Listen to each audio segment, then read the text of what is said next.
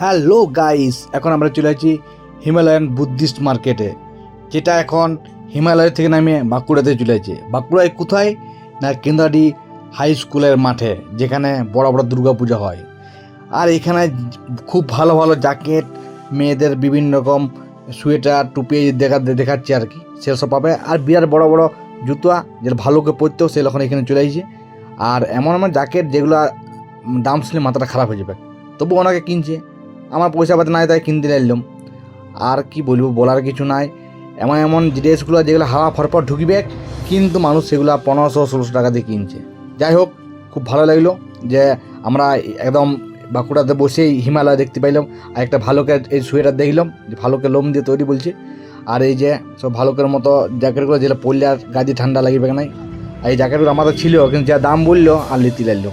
তারপর ওর সাথে ঘুরে ঘুরে একটু চাউমিন খাই পরে সোজা ঘর এবার এলাম। Tata, bye bye.